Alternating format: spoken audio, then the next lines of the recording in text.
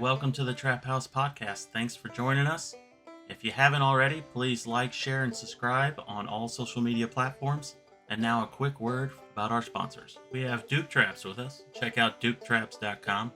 They manufacture over 40 different models of cage traps, coil and long springs, and body gripping style traps, as well as one of my personal favorites, the powder-coated dog proofs. Check out duketraps.com. Need a place to sell your fur? Check out Groenwald Fur and Wool Company. Over 50 years in the fur business, the largest and most experienced direct receiver of wild fur in the world. Check out their website, gfwco.com. Top Lot Stretcher Company. They have all the fur processing tools you need to get the job done in the fur shed. From push pins to wooden stretchers, they got you covered. Check out toplotstretcherco.com. And this one's for the ladies that don't mind getting their hands a little dirty setting some traps. We have Trapping Girl Inc. with us. Check out their website, trappinggirlinc.com. They have a great selection of women's apparel, kids apparel, baits and lures, and trapping supplies. Check out trappinggirlinc.com. J3 Outdoors. They make American trapping products designed for maximum trapline efficiency with products like the Hags Bracket and Spring Clip, as well as the Universal Lock and Beaver Rod ends. Get the tools you need to get the job done. Find out more at j3o.com. And there's only one true way to start out the day on the trap line, and that's with a hot cup of coffee from Trapline Coffee. They have great tasting blends to choose from, as well as chocolates. Head over to traplinecoffee.com for more. Weeby Knives. Check out weebyknives.com. They have a great selection of skinning knives, fleshing knives, fur handling tools, and they'll give you the edge you need to get the job done, and you guessed it, they're wicked sharp. Check out weebyknives.com. And we'd like to welcome the newest sponsor to the team, No BS Lures. Don't let the name fool you. There's more than just bait and lure. This company offers trapline tools and hardware, fur handling supplies, and the No BS traps. Check out nobslures.com. And last but not least, Hoosier Trapper Supply, home of the Top Dog Predator Bait, Jet Fuel Predator Lure. We offer a complete line of trapping baits and lures, deer scent, trapline tools and hardware, fur processing tools, and special package offers. Head over to HoosierTrapperSupply.com.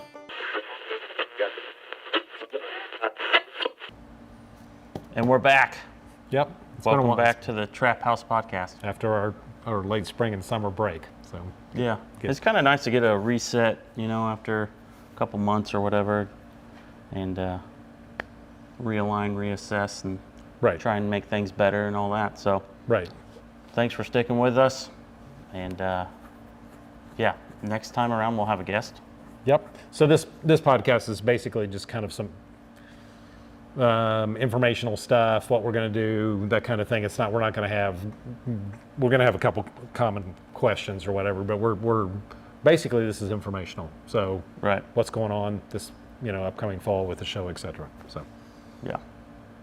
So with that being said, we should probably start to something that's fairly important. I know there's a lot of people already, which is great, starting early, getting things ready for their trap line and making plans. So a lot of times that requires getting new gear, new equipment, or lure bait.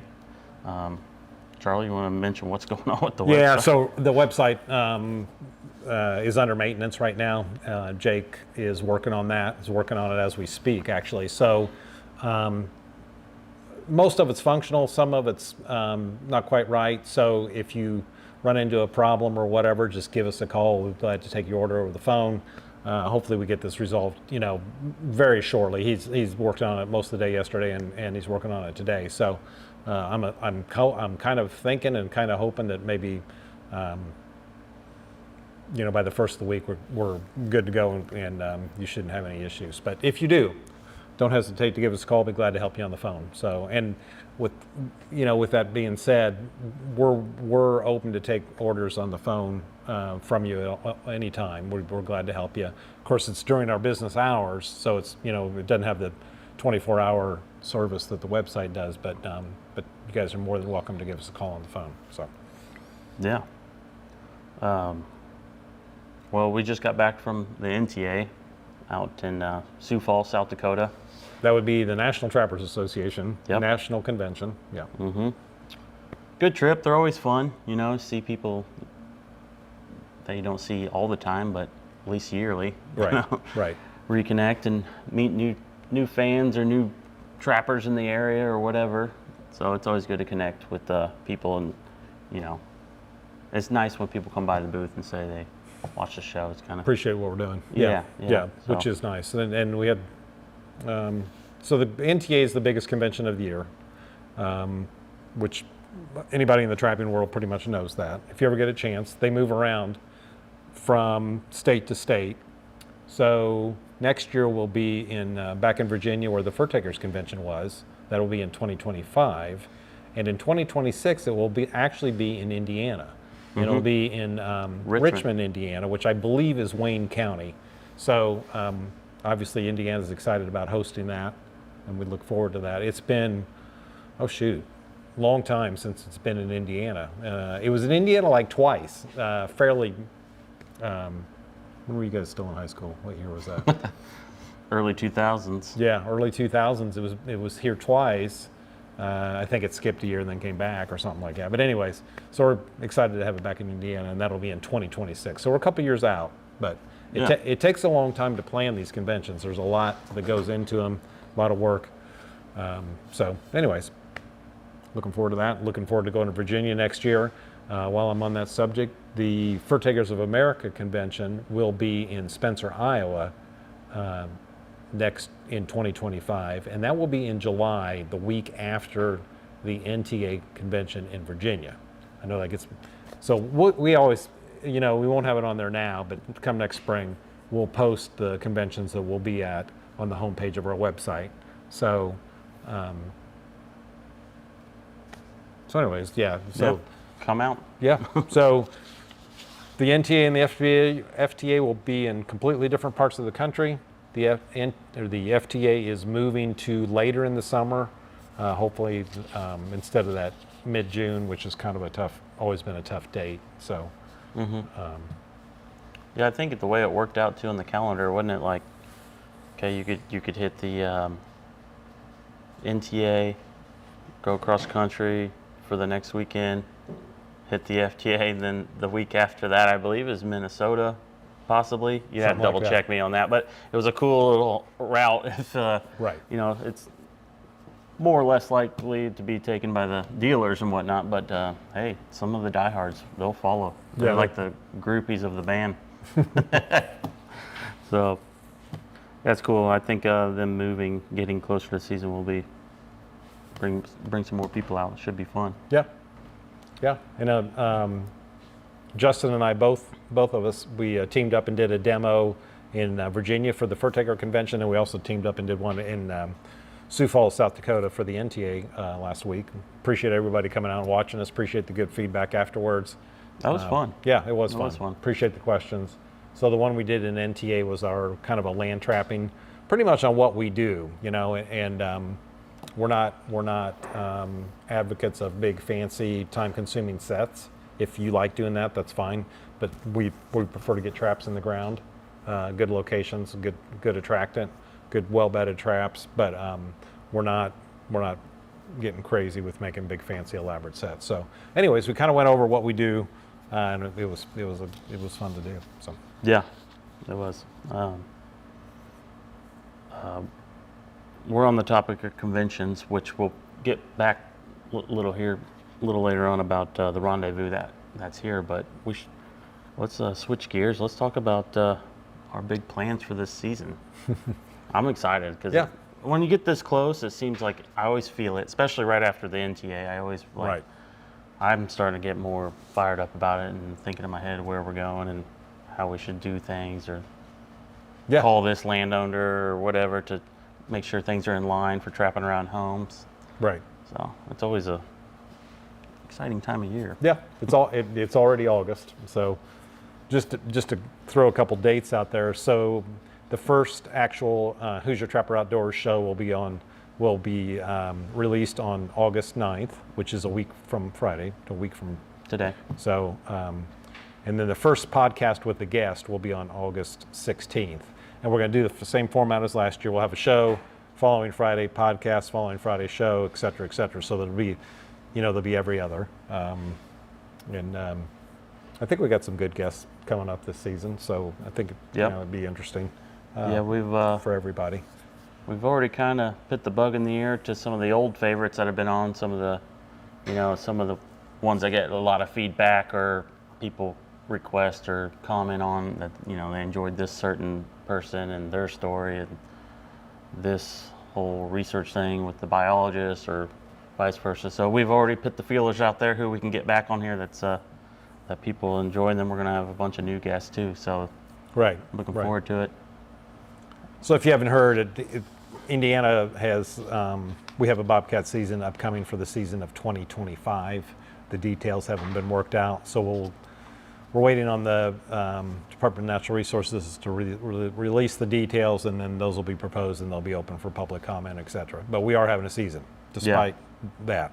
And I'm almost certain that we'll have an individual podcast just about that. Right. Because that's a big deal for us Hoosiers here. So. Right, and a lot of it applies to out-of-state people as well, because that you can learn a little bit about the process. All states have a little bit of a different procedure, but this will give you an idea for that as well for those of you, for instance, in Ohio that don't have a season yet.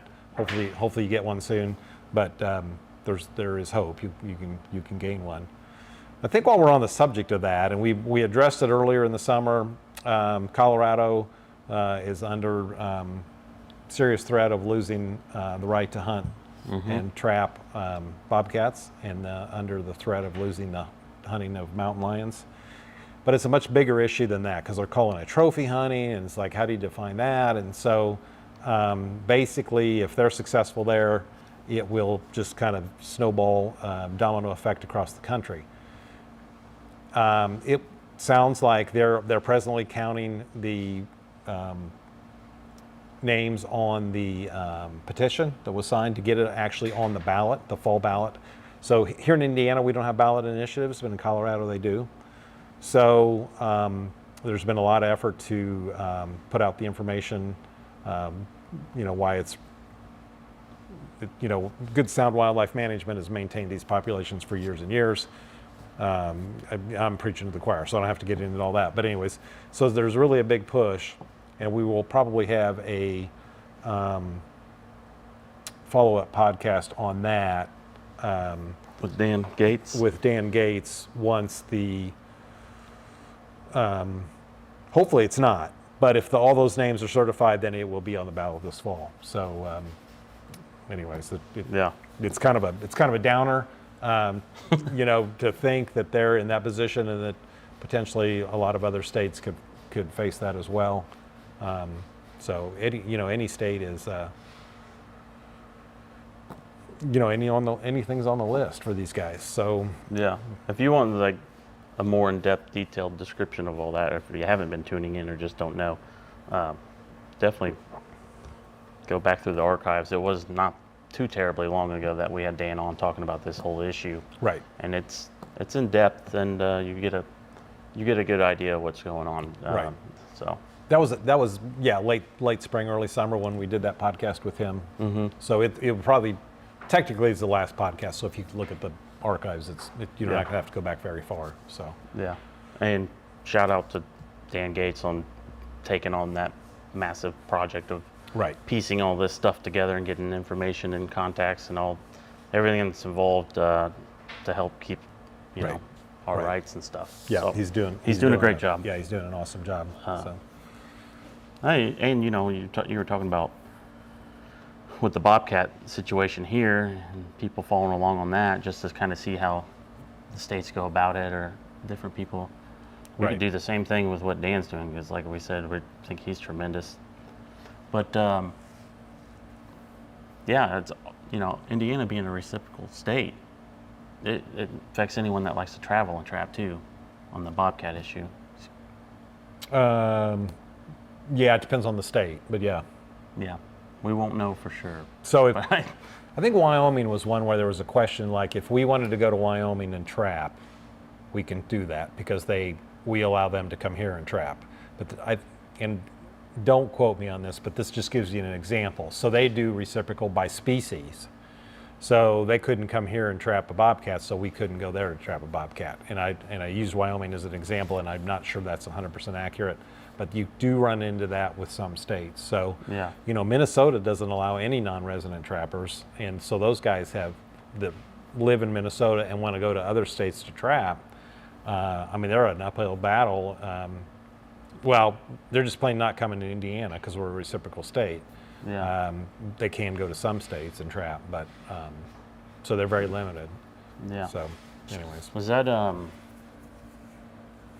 we've talked about it before, but so you brought up Wyoming or any state that has that, where if you can go, they can go or come. right. If they have a species like fisher or something that we don't even have here in Indiana, Yeah, we Are may we- not. are we- Yeah, we may not be able to go there and do that. but you don't know for sure. I don't You're know. Just, Yeah. Okay. I had several years ago. I was talking to I think somebody in one of the western states, and that had come up as a question, and I never fully got the answer because we didn't get to the point where we got super committed. But anyways, Yeah. So But- yeah, that's our plans Right. as far as how we're doing the show. Very similar to last year. We're running several months all the way out to what March something. yeah, like the first Friday of March, roughly, or Yeah. second Friday of March, something like that. Then Or- normally even after that we sprinkle a few podcasts along the way through maybe the late spring, early summer too. Yeah. Ones that we think are important on issues or topics. Right. But if you need help remembering, I know everyone's getting dates thrown at them 24/7. You can always jump on HoosierTrapperSupply.com and sign up for our newsletter. We're pretty good when a new show comes out. We'll send you an email. It's very basic. It's an update, the newest show, the latest show, some product highlights there, and kind of what we're doing here at Hoosier Trapper. So Right, and it's once a week, during basically from now through Yeah. March. yeah, we're not going to spam your email with a bunch of stuff. Just Right. keep that in mind. Just once a week. Yeah, there's some companies that I have beat you over signed the head up with for, it. and they have literally 1 to 2 emails every day. That's Just just wear you out. too So much. we won't do that to you. So at Right. best, once a week. Um, Then this one's always real fun because to talk about and plan and organize is our Fur Takers of America Chapter 7B Rendezvous, which is here at Hoosier Trapper Supply. right. It's been going on since '05. I know. Here, anyway. I know. It's hard to believe it's what it's turned into and what it's grown into. So Right. we're right around the corner. So mark your calendars for September 28th. That's always the last Saturday in September. Is how it normally falls. And yeah, we're going to be putting a lot of stuff online. So if you follow us on social media, we'll kind of get the schedule organized, time slots of who's doing demos, what raffles might take place, the food, or if you come, or if you've come before, it's, you know the drill. So Yeah. Basically, just a good fun day. It's got a whole different feel than any other trapping convention or get together rendezvous. It's just basically a family reunion of trappers, and it's kind of got more of a festival feel to it. So, anyways, we're always excited to bring it. And I guess this is our 19th year of doing it. I think is how that comes out. 19th or 20th year. doesn't even seem I know. real. I know. Just a little history. So Chapter 7B was actually started in the early 1970s, probably 73, 74, something like that. And I was actually at the very, very first organizational meeting. I don't think I could even drive yet. I think my mom or dad drove me to it. And it was in the guy's basement, just for an organizational meeting.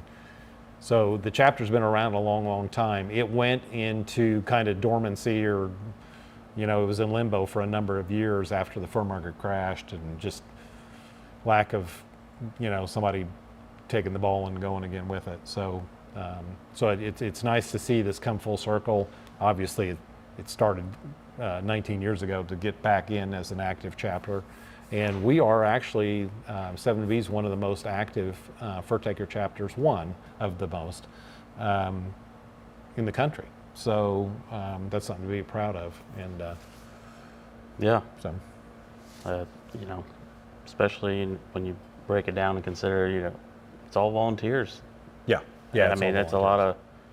it's a lot to ask people for their time these days, Right. and money sometimes, you know, whatever. Right. But Right.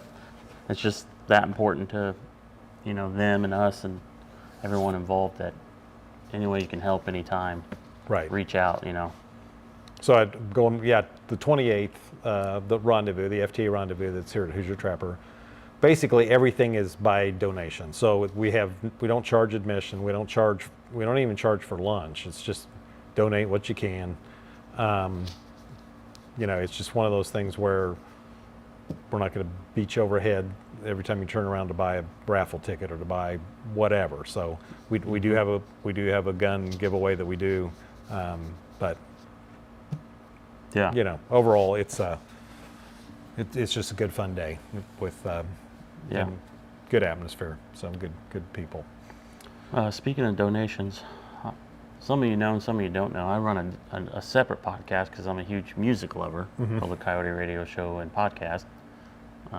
Imagine that, caught the coyote. But so I'm in charge of kind of lining up music. We've been having music here the past handful of years, and it's been well received. You know, people enjoy it. It's during the lunch hour, so people get their food, sit down on a straw bale, enjoy the music, and you know, so we're lining that up.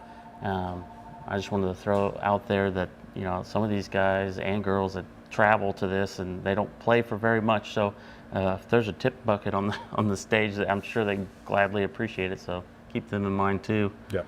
So And that, obviously, it's a tip bucket. That's completely voluntary. But, yeah. so- No pressure. Yeah. But you know, it's there. Yeah.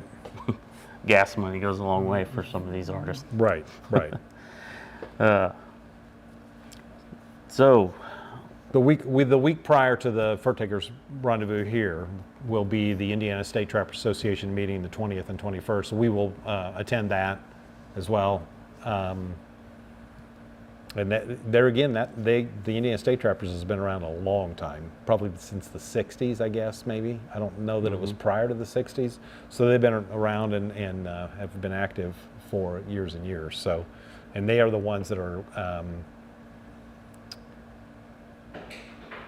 I guess co-hosting, however the NTA calls it, but they're the ones that basically put the bid in to have the convention in Indiana, Richmond, Indiana in 2026. So obviously they need lots of support. They'll need lots of volunteers.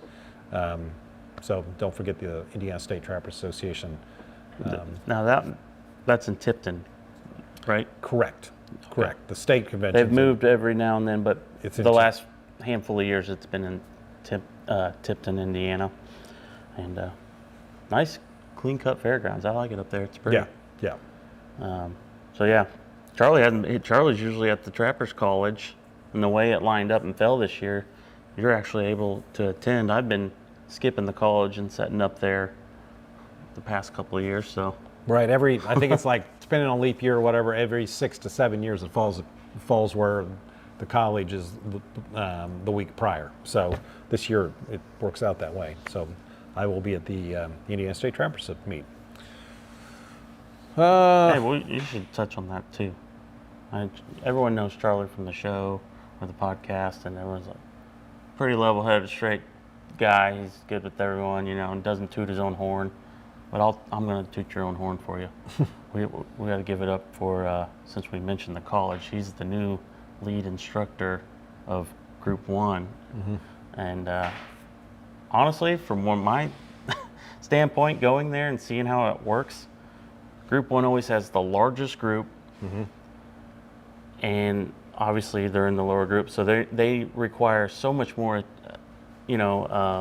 information and attention to them one-on-one, because some of them, they're sent there from work, or they are hobbyists and never done it before, and some have, but you're starting from scratch with a lot of them. So Right. hats off to you for putting in the hard work.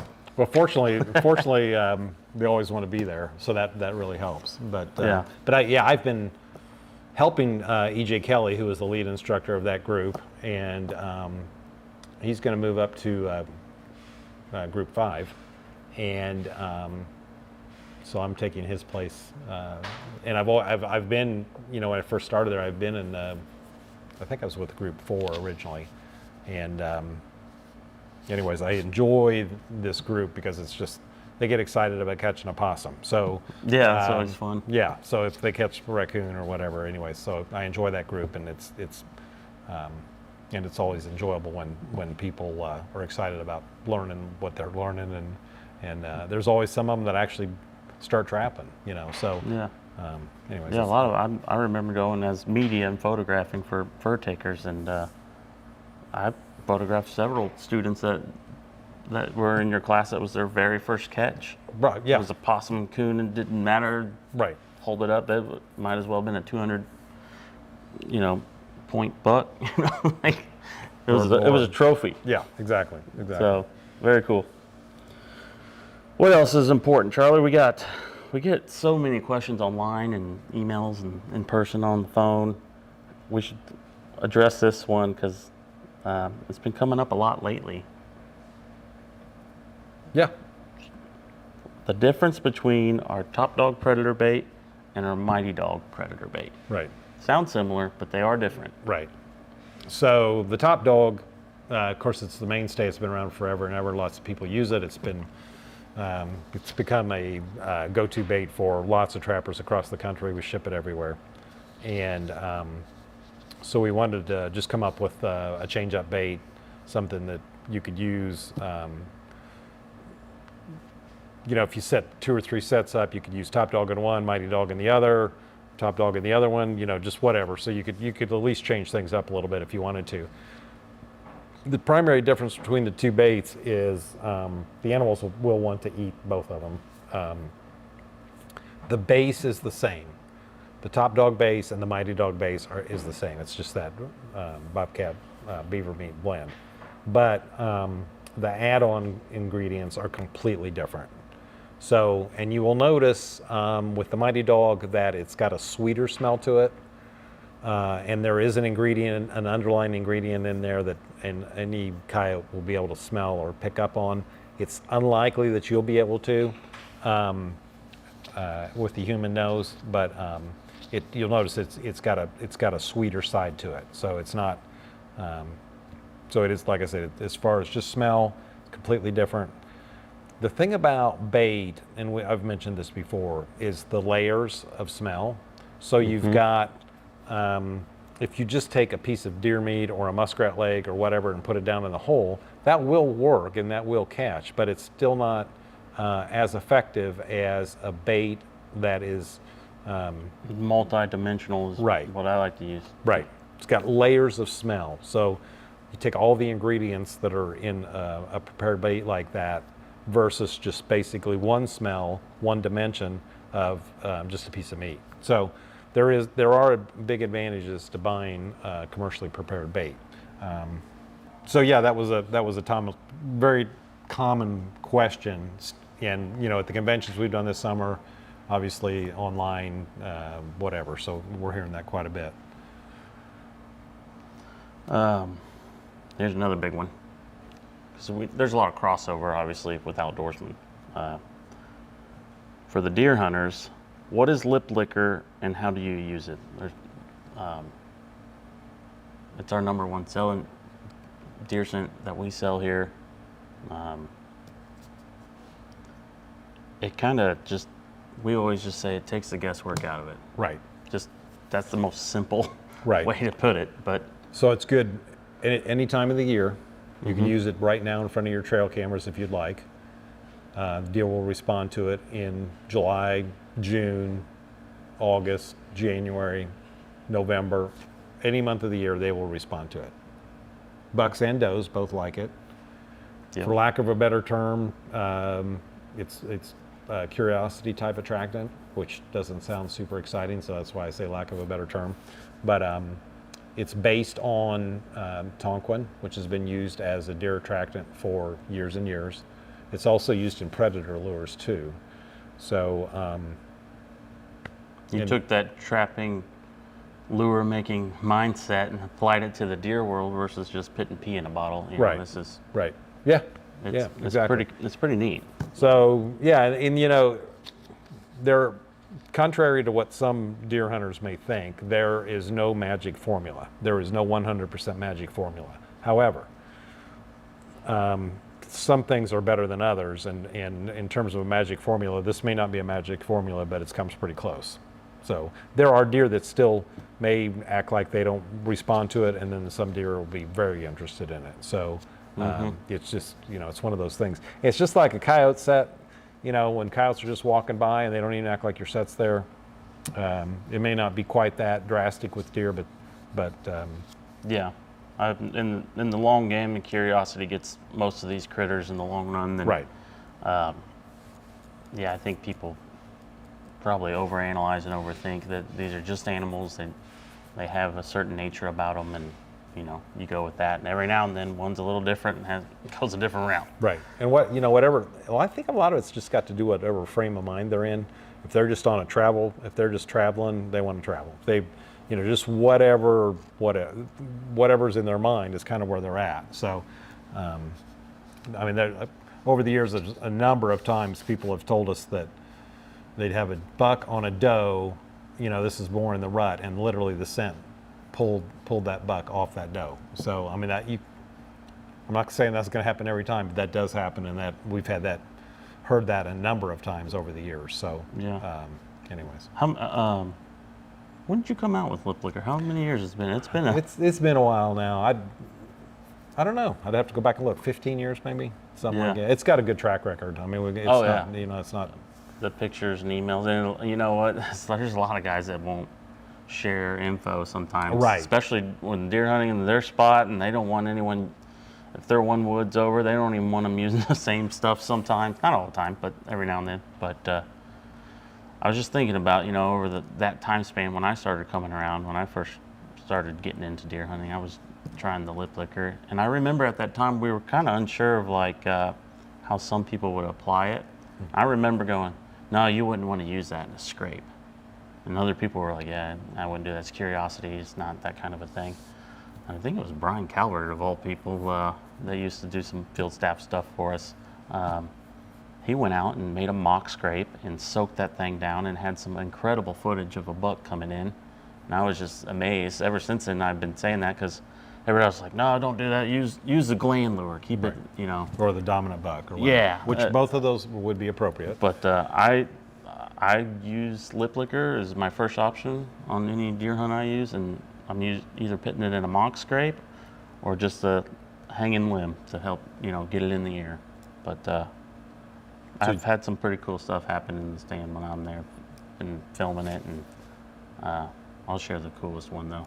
Couldn't remember. It was really windy, which is obviously not what you want, and bad enough the tree I was in, it wasn't in the greatest shape. It had a terrible lean on it, so I was like, got down and got on the ground. So I'm ground level on this little hill, and at that point I'm only probably 10 yards from where I had that scent out on a branch, and some deer came in, and they ended up messing around with that for 20 minutes. They weren't what I was looking for, so I didn't take a shot, so I just watched.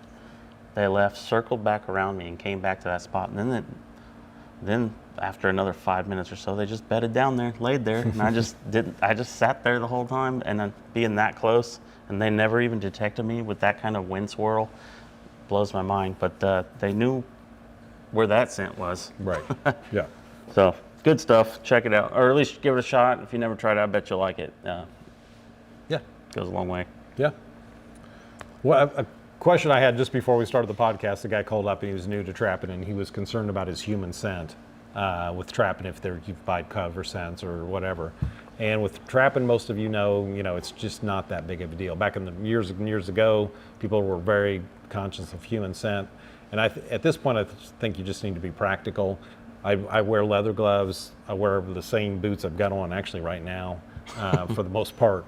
I do wear rubber boots a lot of times, but yeah, I would not lose any sleep or spend any extra time with human scent. gradually dissipate. They know that you've been there regardless anyways, and in almost all instances, they're used to smelling human scent. That's what I was getting ready to say. It's like, even though if they knew you'd been there, they're used to that. Right. Yeah, we've got guys out, tractors running on, there's gas and whatever equipment, diesel equipment they're using out there in fields and farming and roadsides, and just, they're used to human traffic everywhere. Yeah, So, it's just not something that I would lose any sleep over. So, got to be a little more conscious of it when you're deer hunting, obviously, because it's like in the moment. But with trapping, you're not. So, anyways, yeah. don't sweat it. Don't make up things to be anxious about. So. Right. Well, since we're on both of those questions were about products, so we might as well keep it rolling. We got some new products that we're offering this year. We do have the new Duke 450s, both offset, regular jaw. They're on the website. Yep. And that is a totally new product. It's only been available for now. I mean, it wasn't available last year. Right. If you look at the homepage of our website, there's always a banner that's got new products on it. There's also I think it's on the toolbar, or it's within the menu of like new products too. So you can always click on that. Yeah, it looks like we said, we just got back from the NTA, and I was playing with that trap, holding it in my hands and whatnot. There, Bill Duke was there, had it on display for people to check out, and looks like a pretty solid trap. I think it's getting a lot of buzz online and people talking about it, so I think it's a good little trap. Yeah, if you want to trap the lower profile with lots of strength, it's an excellent trap for those of you that are trapping foxes primarily. With the occasional coyote, it would be ideal for that. So I like anything that has a wider face jaw. So whether it's cast or a lamination add-on or whatever, just something with some beef on it, thickness I like. So speaking of Bill Duke, he'll be on the show here probably in a few weeks, sooner than later, to talk about some of these new things rolling out. He's got another new trap coming out in January, but we won't let the cat out of the bag on that. So he'll fill you in, but we're happy to have him back. He's a great guy, he's got great stories. He might just fly in here in his plane, I don't know. Maybe.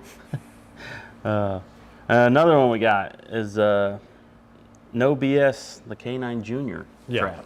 This isn't new. It's not a new product. It's new for us as far as carrying it. And so a lot of people ask about it over the years. So we started stocking some. So we do have those in stock. It's a very nice trap, well made, powder coated, just a good heavy, well made trap. So out of the No BS line, that would be my first pick if I were going to use, like that. I like that junior size, is more in my wheelhouse. And while we're talking about Kendall's stuff, he's a new sponsor of the show, so thank you, Kendall, for hopping on and supporting this. And shout out to Duke as well for supporting the podcast. We appreciate it. So yeah, if you need those K9 juniors, hit us up. They're on the website, like you said. Yep. So.